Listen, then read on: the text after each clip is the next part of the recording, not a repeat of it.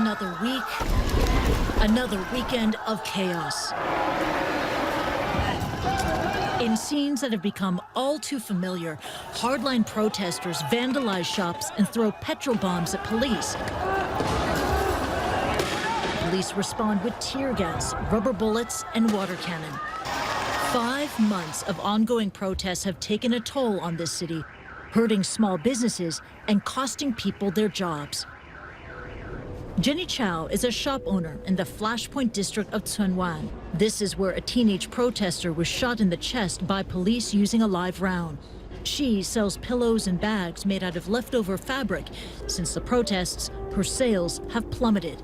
She's making the tough decision to shut down. We don't have business. So no people's going out and no tourists because they blocked the airport. So not so many tourists right now. So for me, like dropping 90%. For most of our friends, they're dropping at least 50%.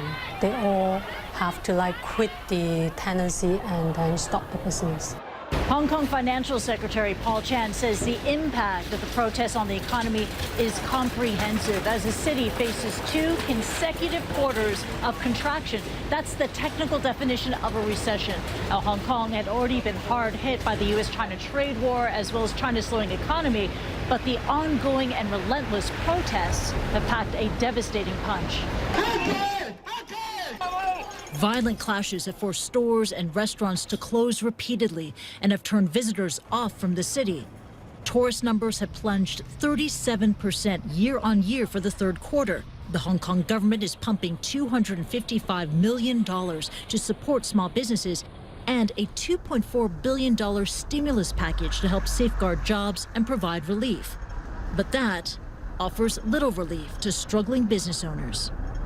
The government fund is difficult for us to apply, and even though we apply it, there may be part of them are grants, part of them are loans.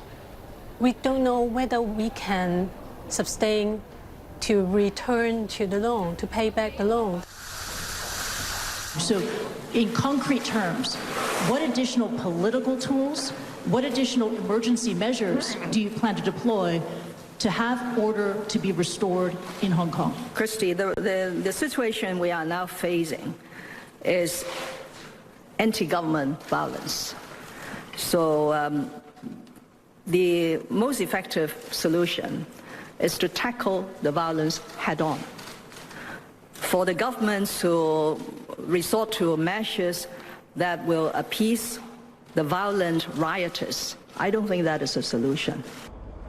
In Tsuen Wan, Jenny Chow is bracing for another weekend of chaos, dragging the economy and her dreams down with it. Kristie Lu Stout, CNN, Hong Kong.